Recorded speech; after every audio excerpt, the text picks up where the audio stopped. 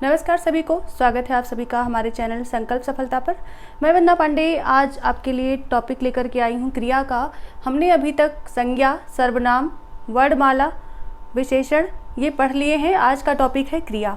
तो क्रिया से जितने भी क्वेश्चन बनते हैं उन पर हम डिस्कस करते हुए साथ साथ में उदाहरणों के साथ साथ क्रिया को स्पष्ट करते चलेंगे। इसके कितने भेद होते हैं इस पर बात करेंगे और इसी तरह से क्रिया के पूरे टॉपिक को हम आज जो है इस वीडियो में पॉइंट आउट करने वाले हैं। तो ध्यान से देखिएगा वीडियो को। टॉपिक आपके सामने लिखा गया है क्रिया। सबसे पहले तो जान लेते हैं कि क्रिया का अर्थ क्या होता है। क्रिया कहते किसको हैं? तो जो इसका अर्थ है, क्रिया का जो अर्थ होता है वो होता है कि किसी कार्य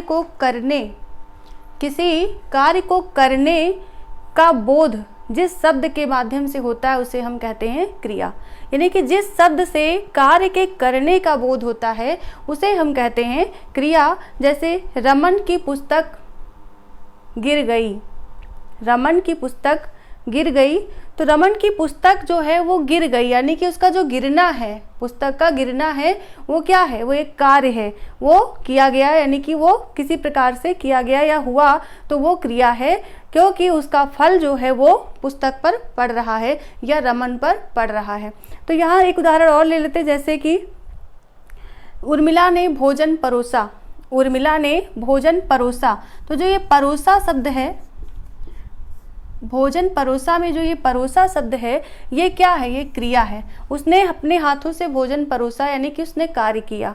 तो किसी भी शब्द, कोई ऐसा शब्द जिससे किसी कार्य के करने का बोध हो या जिससे कार्य करना या होना स्पष्ट होता हो, उस शब्द को हम क्रिया कहते हैं। तो इसी साथ में इसके उदाहरण के साथ हम समझते हैं थोड़ा सा इसको, कि इसमें ना प्रत्यय लगा करके क्रिया का रूप बनाया जाता है। जैसे उदाहरण के लिए मूल रूप जो क्रिया का है वो है धातु। मूल रूप है धातु, यानी कि धातु संस्कृत का शब्द है धातु।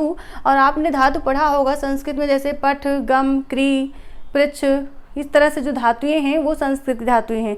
लेकिन हिंदी में धातु कौन सी है? जैसे मूल रूप होता है धातु और उसमें ना लग करके क्रिया का रूप बनता है। इसमें ना लगा करके क्रिया का रूप बनाया जाता है, ना लगाकर क्रिया का रूप बनाया जाता है। जैसे उदाहरण के लिए धातु है पढ़।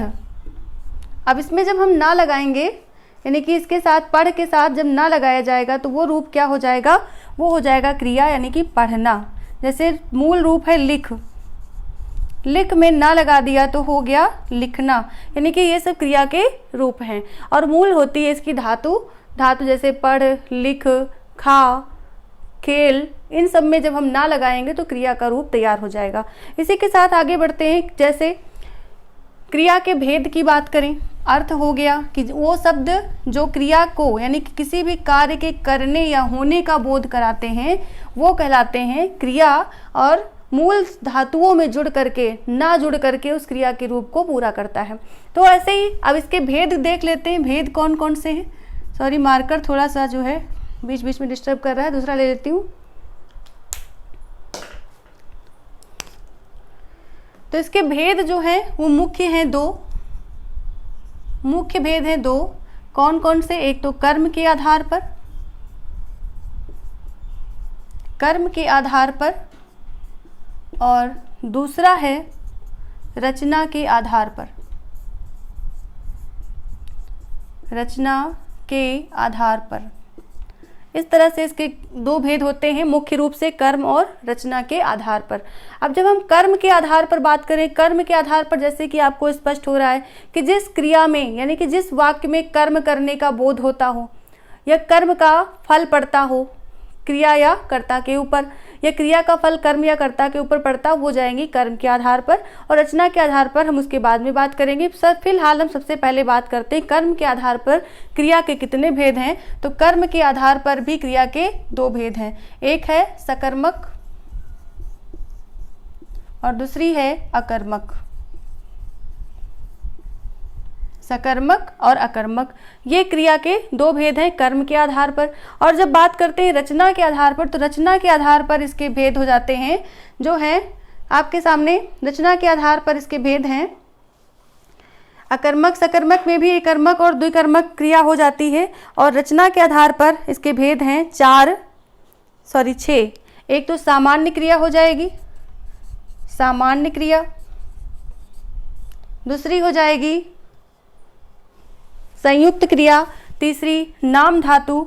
ऐसे ही हम आगे पढ़ते चलेंगे इस वीडियो में। इनके भेदों को हम बाद में पढ़ते चलेंगे। अभी हम फिलहाल यहाँ पर लिख देते हैं, केवल इनके भेदों को भी स्पष्ट करते चलेंगे। नाम धातु, प्रेरणार्थक।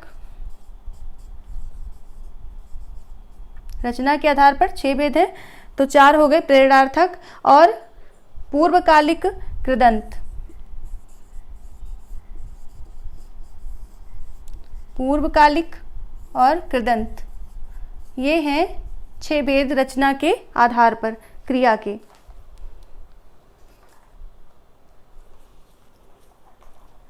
रचना के आधार पर क्रिया के 6 भेद एक बार पुनः देख लेते हैं, फिर इसको रफ करते हैं जल्दी से। क्रिया के 2 भेद होते हैं, यानी कि मुख्य भेद अगर पूछे जाएं तो 2 हैं। कौन कौन से? तो कर्म के आधार पर, रचना के आधार पर। अगर आपसे पूछा जाता है कि कर्म के आधार पर क्रिया के कितने भेद हैं, तो क्वेश्चन में आंसर आएगा 2, यानी कि कौन से? सकर्मक और अकर्मक। अगर रचना के आधार पर पूछते हैं तो भेद हो जाएंगे 6। यहाँ पर ये 6 भेद हैं इसके, जो आपके सामने लिखे हुए हैं। सामान्य क्रिया, संयुक्त क्रिया, नाम धातु क्रिया, प्रेरणार्थक क्रिया, पूर्वकालिक क्रिया और कृदंत क्रिया। तो जो मुख्य रूप से पूछी आती है क्रियाएं सामान्य हिंदी के अंतर्गत, वो पूछी आती हैं सकर्मक और अकर्मक। लेकिन आपको पढ़ना सारा है, क्योंकि इस टॉपिक से रिलेटेड जितने भी पॉइंट बनते हैं उन सभी पर नज़र डालनी पड़ेगी, इसलिए पढ़ना सारा है। तो हम सबसे पहले इसकी क्रिया पर बात करेंगे, कौन सी? सकर्मक क्रिया की। सबसे पहले बात करेंगे सकर्मक क्रिया की।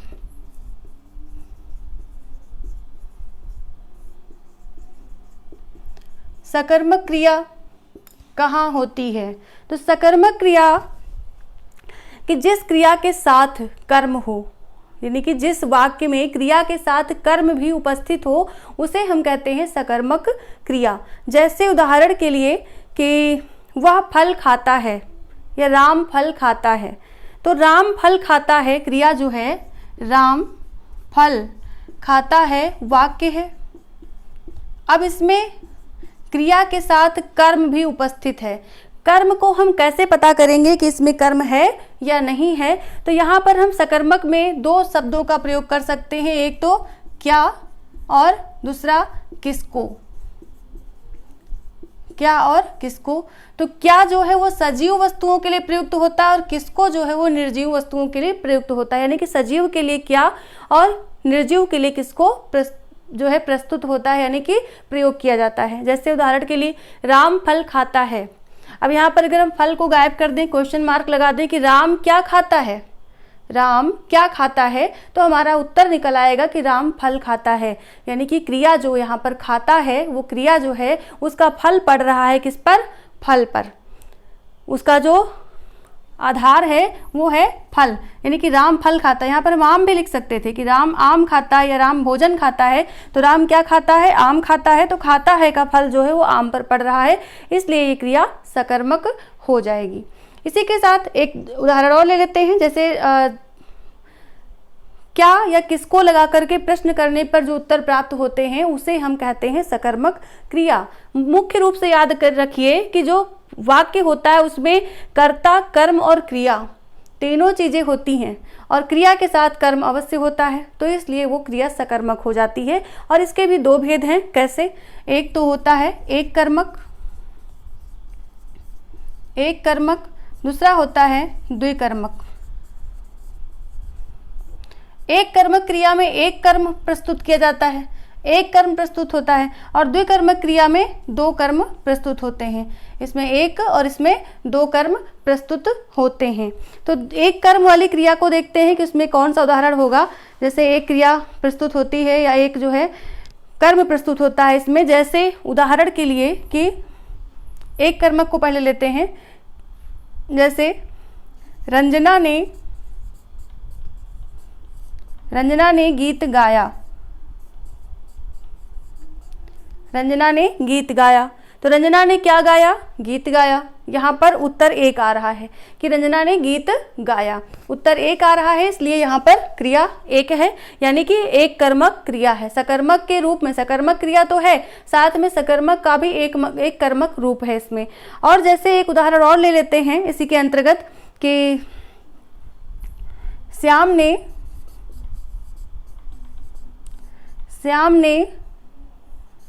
पानी पिया।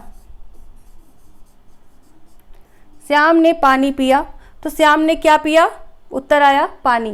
तो श्याम ने पानी पिया, यानी कि इस क्रिया में का जो फल है वो पानी पे पड़ रहा है। फल इसमें कौन सा है? वो है पानी। तो इस तरह से इसका जो रूप है वो तैयार हुआ कौन सा? एक कर्मक, क्योंकि इस वाक्य में एक कर्म हो रहा है। राम ने पानी पिया, सिर्फ एक कर्म हो रहा है।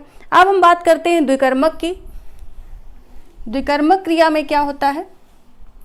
द्विकर्मक में जैसे कि बताया कि दो कार्य हो रहे होते हैं, यानी कि दो कर्म होते हैं उसमें। द्विकर्मक नाम से ही पता चल रहा है कि दो कर्म जिसमें होंगे। जैसे उदाहरण के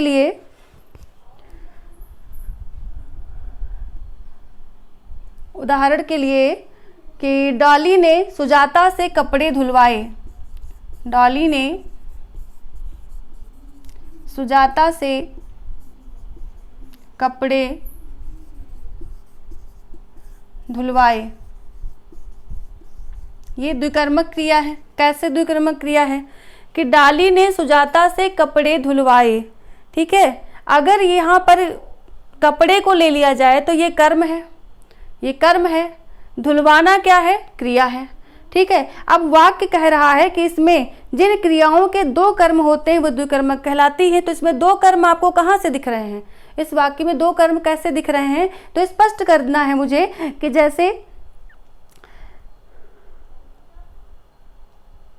यहाँ पर कपड़े और सुजाता, डाली ने सुजाता से कपड़े धुलवाए, तो यहाँ पर डाली करता है, सुजाता कर्म हो रही है और कपड़े भी कर्म हो रहे हैं। यानी कि सुजाता से कपड़े धुलवाना क्या है? दो कर्म यहाँ पर हो रहे हैं। एक तो डाली ने सुजाता को काम दिया, यानी कि उससे कहा, ठीक है, उसके बाद उससे कपड़े धुलवाए, तो दो कर्म यहाँ पर उपस्थित हो रहे हैं। तो यहाँ पर द्विकर्मक क्रिया का होना स्वाभाविक है। इसी के साथ अगला एक उदाहरण और ले लेते हैं कि मोहन ने सीमा को गाना सुनाया। मोहन ने सीमा को गाना सुनाया। अब इसमें देखिए फिर वही स्थिति उत्पन्न हो रही है। जैसे डाली ने सुजाता से कपड़े धुलवाए, दो कर्म थे, वैसे ही मोहन ने सीमा को गाना सुनाया।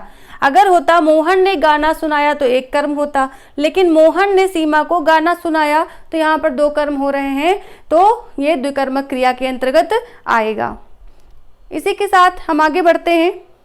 सजीव वस्तुओं के लिए हमने कहा जो है क्या होता है वो निर्जीव कर्म के लिए, किसको होता है सजीव कर्म के लिए, ये उदाहरण हम बाद में देते रहेंगे। फिलहाल अगर कर्म की संभावना हो तो भी सकर्मक क्रिया होती है, यानी कि जिस वाक्य में कर्म ना हो लेकिन कर्म की संभावना हो तो वहां पर भी सकर्मक क्रिया होती है। कैसे? एक उदाहरण ले लेते हैं।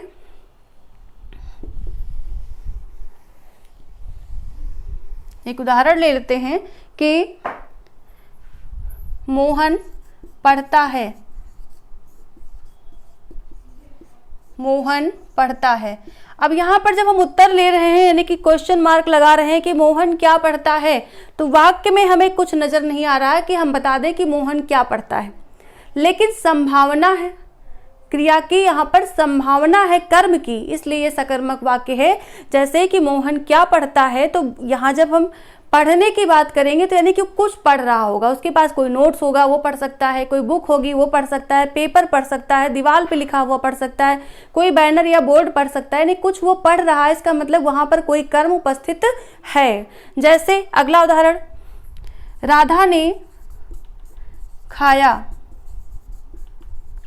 राधा ने खाया, यहाँ पर कोई कर्म नहीं दिख रहा है, वाक्य में कर्म दिख नहीं रहा है, लेकिन संभावित है क्योंकि राधा ने खाया, तो राधा ने क्या खाया, उत्तर वाक्य से नहीं आ रहा है, लेकिन संभावित है कि जब खाने की बात हो रही तो उसने कुछ तो खाया होगा, आम खाया होगा, लीची खाई होगी, खाना खाया होगा, कुछ तो ऐसा खाया होगा जिसके लिए खाया शब्द प्रयुक्त किया गया। तो संभावना यहाँ पर उपस्थित हो रही कि राधा ने खाया, यानी कि उसने कुछ ना कुछ खाया है, तो वो खाना जो इसका है वो सकर्मक क्रिया के अंतर्गत आ जाता है। इस तरह से सकर्मक क्रिया के भेद यहाँ पर स्पष्ट होते हैं।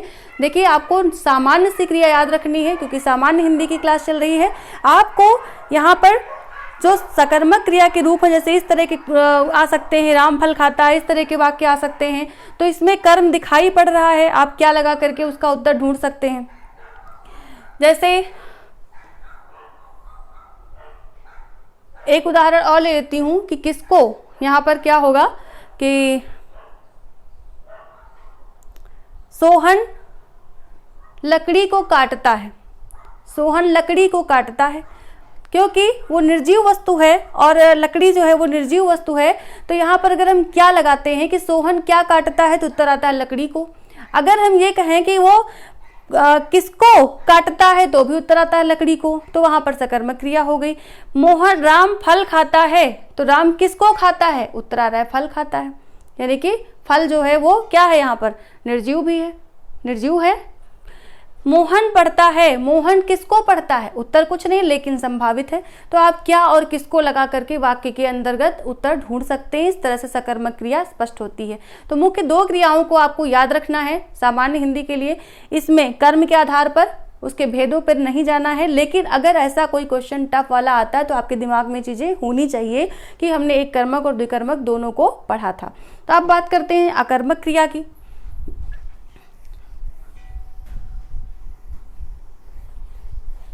अकर्मक क्रिया कहां पर होती है?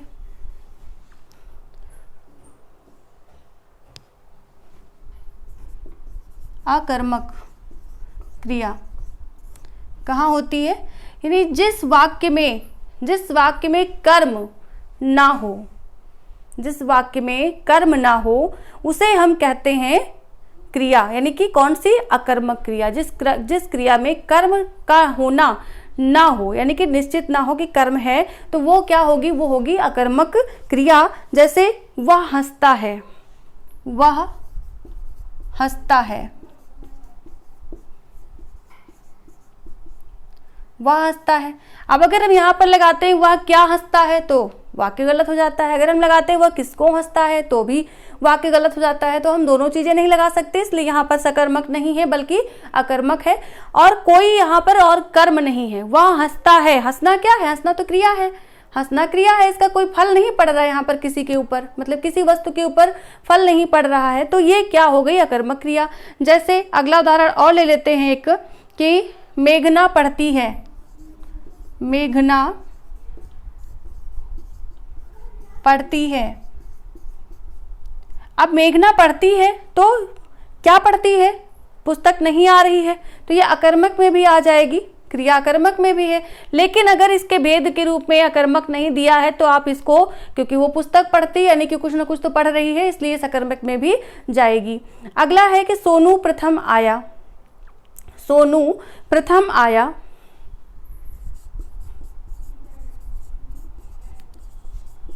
सोनू प्रथम आया। ठीक है। अब यहाँ पर जो प्रथम आना है यानी कि आया, तो आया का फल किस पर पड़ रहा है? वो सीधे सोनू पे पड़ रहा है, सोनू आया, ना कि प्रथम पर पड़ रहा है। जैसे यहाँ पर होता कि सोनू फल खाया, तो खाया का जो फल था वो फल पर पड़ता या आम पर पड़ता, लेकिन यहाँ इसका जो फल कर्म नहीं, कर्म के ऊपर नहीं बल्कि कर्ता के ऊपर पड़ रहा है फल, इसलिए यहाँ पर अकर्मक क्रिया है। जैसे पक्षी उड़ रहे हैं, एक उदाहरण और, ये बहुत पूछा आता है, चिड़िया उड़ रही है, चिड़िया उड़ रही है, इसे बहुत पूछा आता है। अब चिड़िया उड़ रही है तो चिड़िया क्या उड़ रही है? उत्तर कुछ नहीं है। चिड़िया किसको उड़ रही है? उत्तर कुछ नहीं है। तो चिड़िया उड़ रही है यानी कि एक जो है यहाँ पर क्रिया हो रही है, लेकिन उसका कोई कर्म यहाँ पर नहीं हो रहा है। चिड़िया उड़ रही, उड़ना एक क्रिया है और उड़ने का फल किस पर पड़ रहा है? वो चिड़िया पर पड़ रहा है, उसका प्रभाव चिड़िया पर पड़ रहा है, ना कि किसी और कर्म पर, इसलिए इसमें कर्म नहीं है। इसलिए ये सारे वाक्य कौन से होंगे? ये होंगे अकर्मक क्रिया के उदाहरण।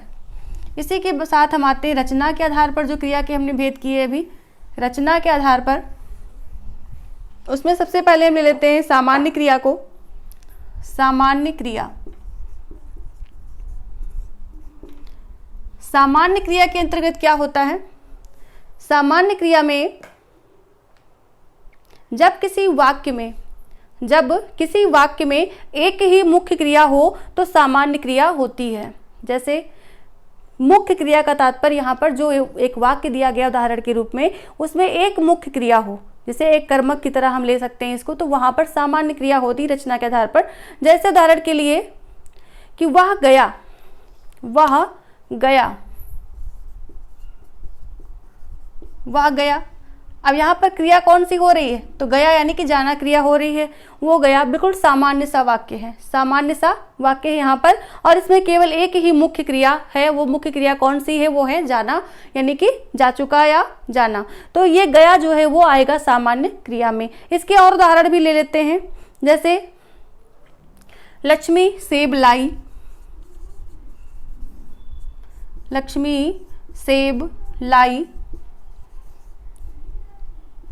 अब लक्ष्मी सेब लाई, ठीक है, यहाँ पर आपको क्रिया के भेद पूछे जा रहे हैं और आपको ऑप्शन में सकर्मक अकर्मक नहीं दिया होगा, बल्कि जो ये रचना के आधार पर जो क्रियाएं हैं इनके भेद दिए गए होंगे। थोड़ा पहचानना इससे आसान हो जाएगा। सामान्य क्रिया, संयुक्त क्रिया, प्रेरणार्थक क्रिया, नाम धातु क्रिया, इस तरह से आपको दिए जाएंगे ऑप्शन, और उसमें ये दिया गया होगा कि लक्ष्मी सेब लाई। अगर यहाँ पर ये प्रकार ना पूछें तो ये सकर्मक पे आ रही, क्योंकि लक्ष्मी सेब लाई, उसने क्या लाया, सेब लाई, उसका फल सीधे सीधे सेब पे पड़ रहा है। लेकिन यहाँ पर सामान्य क्रिया की बात हो रही है और इसके आधार पर हम रचना के आधार पर सारी क्रियाओं की चर्चा कर रहे हैं। तो यहाँ पर जो उदाहरण है लक्ष्मी सेब लाई, तो यहाँ पर एक ही क्रिया है, क्रिया आपको एक ही दिख रही है। मुख्य क्रिया क्या है कि लक्ष्मी लाई, क्या लाई, सेब लाई। तो एक क्रिया का यहाँ पर प्रयोग हो रहा है, इसलिए सामान्य क्रिया के अंतर्गत आता है। इसी के साथ बात करेंगे संयुक्त क्रिया की। दूसरा है संयुक्त क्रिया।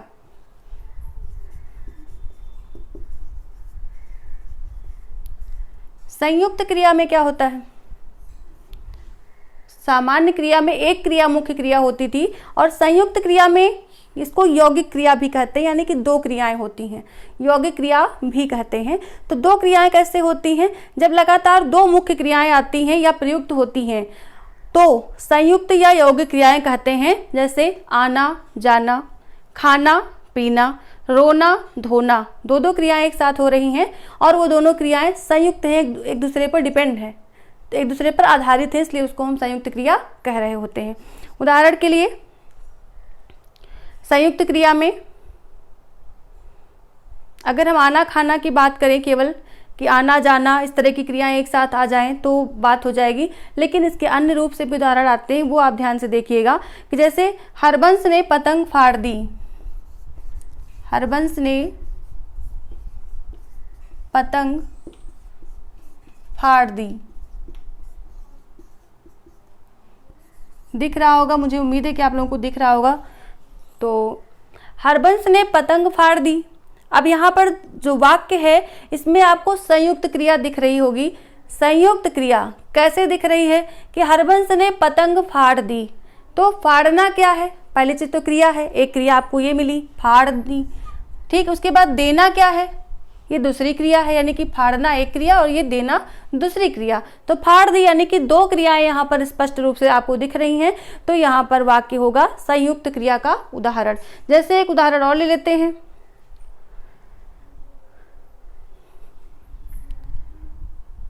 राजन ने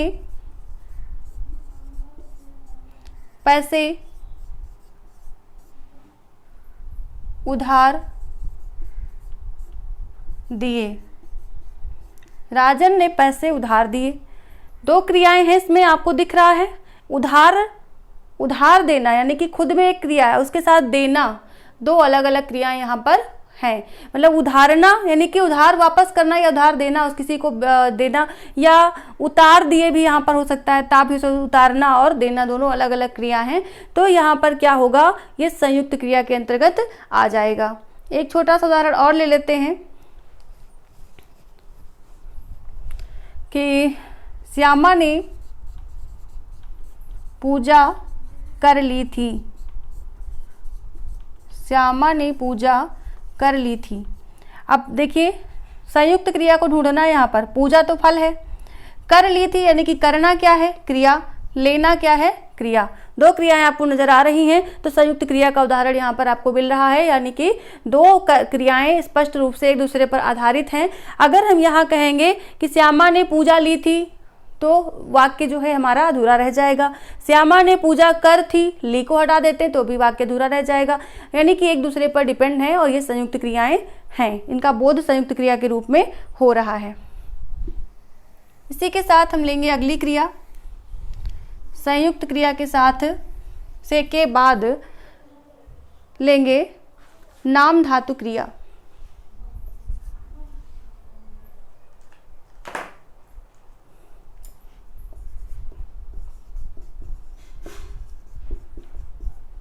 नाम धातु क्रिया, इसमें क्या होता है, नाम धातु क्रिया में इसमें संज्ञा में ना जुड़ करके बनता है वाक्य, यानी कि एक शब्द बनता है संज्ञा में ना जुड़ करके इसको बनाया जाता है, इसलिए इसको नाम धातु कहते हैं। जैसे वह क्रियाएं जो संज्ञा में विशेषण जुड़ते हैं, संज्ञा में जुड़ती, विशेषण में जुड़ती हैं, वो नाम धातु क्रियाएं कहलाती हैं। कि संज्ञा, सर्वनाम, विशेषण आदि शब्दों से बनने वाली जो क्रियाएं हैं वो नाम धातु क्रियाएं कहलाती हैं। जैसे संज्ञा में हमने ना जोड़ दिया तो हमारी वो नाम धातु क्रिया बन गई। जैसे एक शब्द ले लेते हैं हाथ, हाथ, हाथ, उसमें ना जोड़ देंगे तो हो जाएगा हथियाना, हाथ से हथियाना शब्द बनेगा। तो हथियाना बनने का तात्पर्य वहां पर क्या, वो नाम धातु क्रिया के अंतर्गत आ जाएगा। हाथ से बना हथियाना, हाथ से बना हथियाना। जैसे लात, लात का अर्थ जानते ही होंगे आप, लात का अर्थ लतियाना, बात का अर्थ बतियाना। यहाँ पर जो इस तरह से हम ना जोड़ करके जब किसी संज्ञा, सर्वनाम या विशेषण में ना जोड़ करके उसके क्रिया बनाते हैं तो वो हो जाती है नाम धातु क्रिया। जैसे उदाहरण के लिए हम ले लेते हैं यहाँ पर, गोकुल दरवाजा रंगने लगा है, गोकुल दरवाजा रंगने लगा है।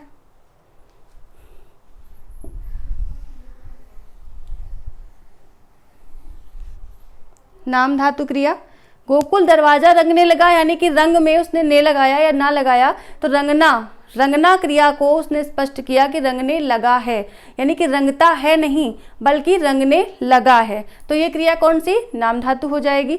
जैसे हमें अच्छाइयों को अपनाना चाहिए, हमें अच्छाइयों को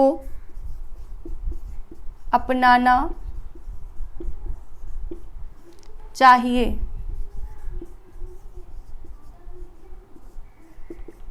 अपनाना चाहिए, ठीक है। अब यहाँ आप से बना अपनाना, आप से बना है अपनाना। जरूरी नहीं इसी रूप में आपको शब्द मिले, जरूरी नहीं है।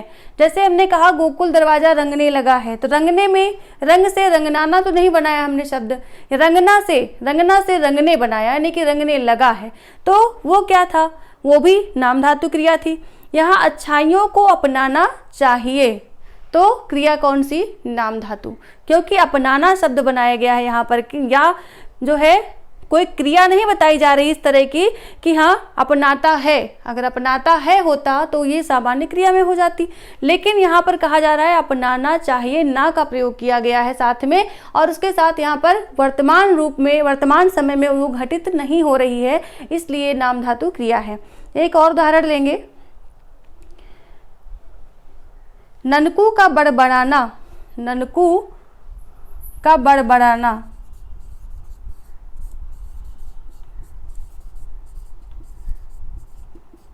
बड़बड़ाना, ये क्या है, बड़बड़ाना यहाँ पर नाम धातु क्रिया का उदाहरण है। जैसे बड़बड़ करना, यानी बड़बड़ शब्द है और उसमें ना लगा दिया गया, ठीक है, बड़बड़ शब्द में ना लगा दिया गया, ननकू का बड़बड़ाना। दरवाजे का रंगना, दरवाजे का रंगना, तो रंग यहाँ पर क्रिया थी, यानी कि रंग क्या था, संज्ञा थी, और संज्ञा में लगा दिया गया क्या, रंग तो सॉरी विशेषण था, विशेषण में हमने ना लगा दिया तो बन गई रंगना। अपनाना, आप में आप क्या था, सर्वनाम, तो क्या हुआ अपनाना। बड़बड़ाना, बड़बड़ करना, यानी कि ये भी विशेषण था तो बन गया बड़बड़ाना। तो ऐसे शब्दों को ढूंढ करके हम उनके अंदर अगर उनके साथ ना का प्रयोग हुआ है या उनका प्रयोग संज्ञा सर्वनाम विशेषण का प्रयोग अगर वाक्य में किया गया है क्रिया के रूप में, तो हम उसे नाम धातु क्रिया कहते हैं। इसी के साथ अगला लेंगे प्रेरणार्थक क्रिया। संज्ञा शब्द छूट गए, थोड़ा इनके ऊपर भी बात कर लेते हैं। उदाहरण ले लेते हैं कि संज्ञा शब्दों से जब हम ना बनाते हैं, संज्ञा शब्दों के उदाहरण नहीं मिलते हैं बल्कि शब्द ही मिलते हैं, पूछे आते हैं। जैसे लतियाना, लतियाना में कौन सी क्रिया है, इस तरह से क्वेश्चन आते हैं।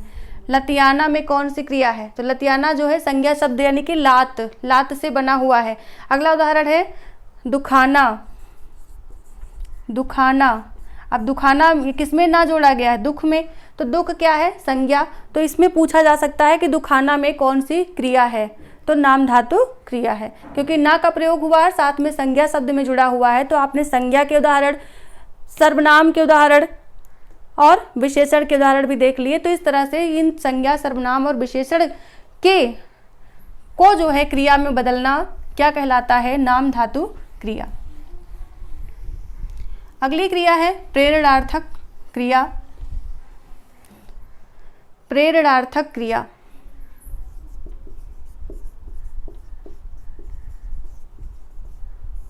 प्रेरणार्थक क्रिया में क्या होता है, प्रेरणार्थक क्रिया में होता है जिस क्रिया को कर्ता यानी कि जब किसी वाक्य में कर्ता स्वयं कार्य न करके किसी और से करवाए, यानी कि किसी और को प्रेरित करके कार्य करवाए, तो उसे हम कहते हैं प्रेरणार्थक क्रिया।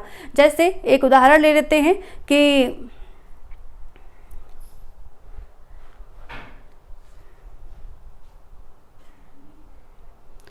विजय दादाजी को सड़क पार करवाता है। विजय, उदाहरण है विजय दादाजी को सड़क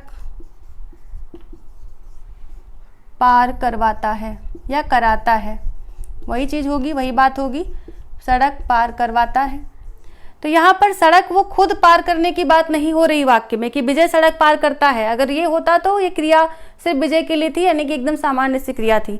लेकिन यहाँ है कि विजय दादाजी को सड़क पार करवाता है, यानी कि दादाजी से काम करवा, दादाजी को प्रेरणा दे रहा है, यानी कि प्रेरित कर रहा है सड़क पार करने के लिए, तो क्रिया हो गई प्रेरणार्थक। जैसे एक उदाहरण और लेंगे प्रेरणार्थक का।